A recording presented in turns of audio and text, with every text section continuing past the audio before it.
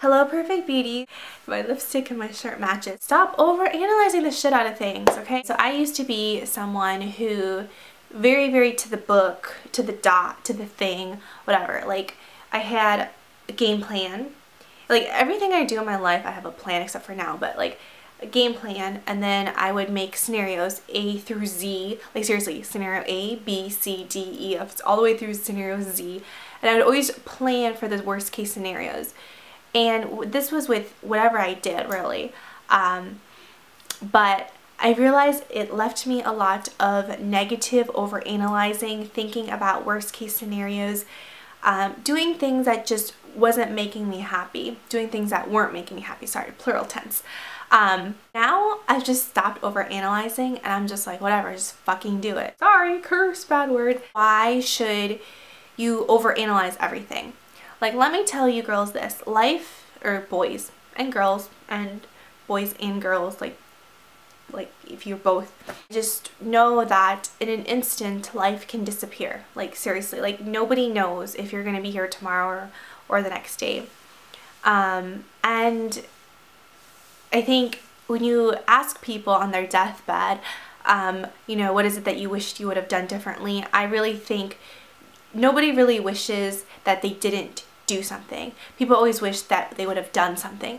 So my motto and mantra is just go fucking do it. Stop overanalyzing the situation.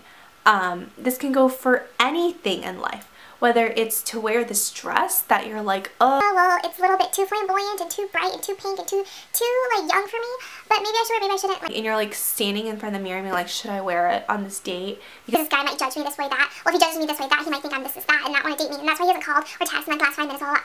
Who the hell cares what he thinks? Wear it if it makes you happy. You know, like if it's asking that cute guy for his phone number. Well, he might think I'm coming on too strong. Or, well, he might think I'm a slut that I always ask for guys' numbers. Or he might think I'm really desperate because I am single, and that makes me really desperate because all the good ones are taken about. Like, who cares? Just go up to him and ask for his number. If you're doing, like, if you want to negotiate with your boss for something, just go and do it. Stop overanalyzing it.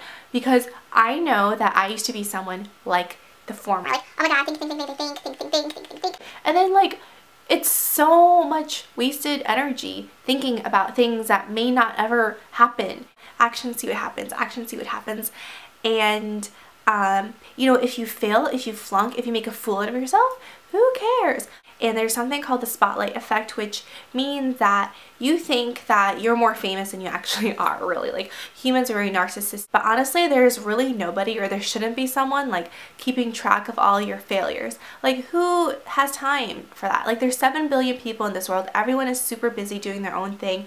Nobody really cares if you fail or not at whatever you do, so just go and do it. And if you're not doing it right, or if people make fun of you for wearing that dress, or people make fun of you for having a YouTube video, then they obviously have issues and they need something better to do with their time. I know girls, maybe because I am one, but we just sit around overanalyzing a 3-letter text message from a guy.